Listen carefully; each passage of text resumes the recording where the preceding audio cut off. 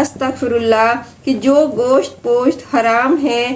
ملا وہ جہنمی ہے۔ پھر فرمایا کہ شیطان تمہارا کھلا دشمن ہے، جیسے اور جگہ ہے کہ شیطان تمہارا دشمن ہے، تم بھی اسے دشمن سمجھو، اور اس کی اور اس کے گروہ کی یہ عین چاہت ہے کہ یعنی شیطان کی اور شیطان کے گروہ کی چاہت ہے کہ وہ تمہیں ایسے کام کروائے تم سے کہ جو وہ اسے عذاب میں لے جائے، کہ لوگوں کو وہ عذاب میں جھونکے۔ ایک اور جگہ فرمایا کہ افتتخذونہ وذریتہ اولیاء، کیا تم اسے اور اس کی اولاد کو اپنا دوست جانتے ہو جو تمہارا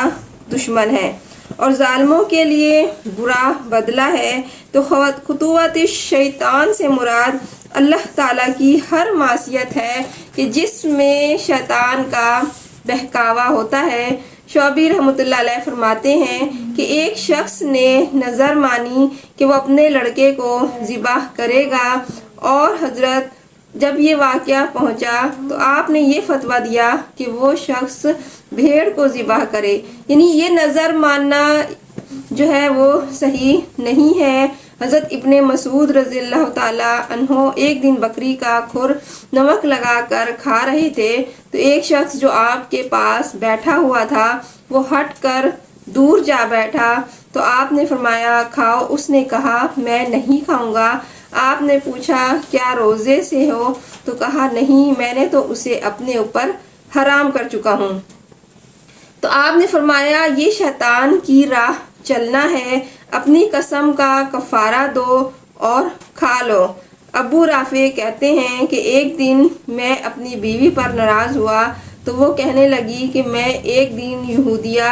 ہوں اور ایک دن نصرانیہ ہوں، اور میرے تمام غلام آزاد ہیں، اگر تو اپنی بیوی کو طلاق نہ دے۔ اب میں حضرت ابن عمر کے پاس مسئلہ پوچھنے آیا کہ اس کی صورت میں کیا کیا جائے، تو آپ نے فرمایا کہ یہ شیطان کے قدموں کی پیروی ہے، یعنی شیطان بہکاتا ہے، وہ غلط راستوں کی طرف انسان کو ڈالتا ہے۔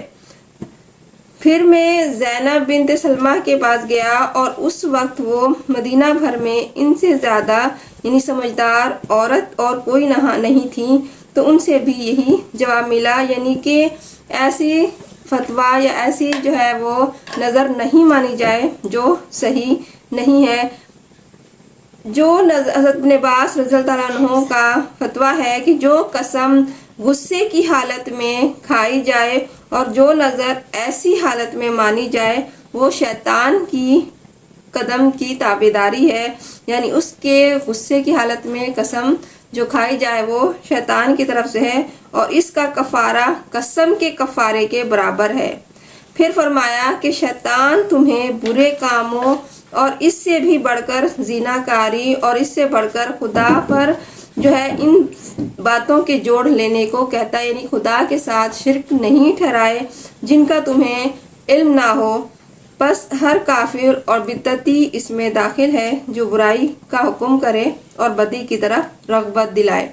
یعنی جو برائی کی طرف لے جائے وہ شیطان کا کام ہے۔ اللہ تعالی ہمیں بھی جو ہے وہ حلال چیزیں کھانے اور حرام چیزوں سے دور رہنے کی توفیق عطا فرمائے، اور اللہ تعالیٰ جو ہے ہماری دعاؤں کو قبول فرمائے اور ہمیں برائی سے اور برائی کے کاموں سے اور شیطان سے دور رکھے۔ وآخر